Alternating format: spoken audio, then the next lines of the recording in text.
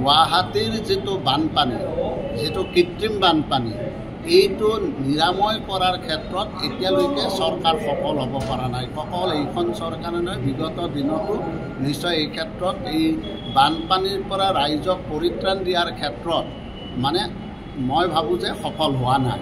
এতিয়া আমাৰ গুৱাহাটী মহানগৰীত যান জঁটৰ যিটো সমস্যা সমাধানৰ কল্পে কিছু ব্যৱস্থা লৈছে।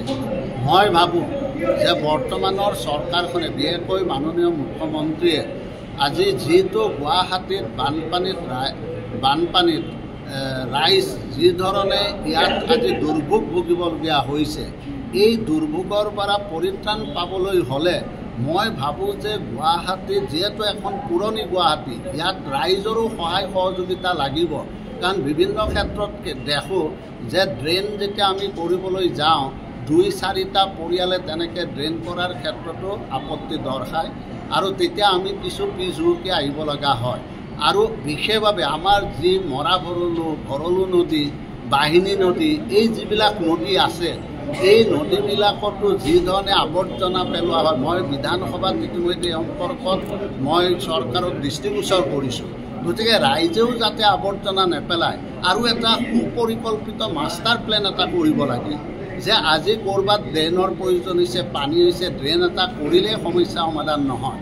মই ভাবোঁ যে গুৱাহাটী মহানগৰীৰ গোটেইখিনি এটা সুন্দৰ পৰিকল্পনা প্ৰয়োজন হ'লে ইয়াক বিজ্ঞানসন্মতভাৱে কি ধৰণে কৰিব পাৰি, প্ৰয়োজন হ'লে বাহিৰৰ পৰাও এক্সপাৰ্ট আনি সেইটো যদি অলপ ছাৰ্ভে কৰি তেনেধৰণে পৰিকল্পনা কৰি যদি আজি এই যিটো মানুহে দুৰ্ভোগ কৰিছে বানপানী, সেইটো ময়ো দুখ পাইছোঁ। যোৱাকালি যিটো বানপানী হৈছে, ৰাইজ যি ধৰণে ইয়াত আবদ্ধ হ'বলগীয়া হৈছে, আনকি কণ ছাত্ৰ ছাত্ৰী মানে স্কুল ছুটিৰ পিছতো 5-6 ঘণ্টা 7 ঘণ্টা পিছত ঘৰ পাবলগীয়া হৈছে, এইটো আমাৰ কাৰণে আনন্দৰ কথা নহয়, এইটো দুখৰ কথা।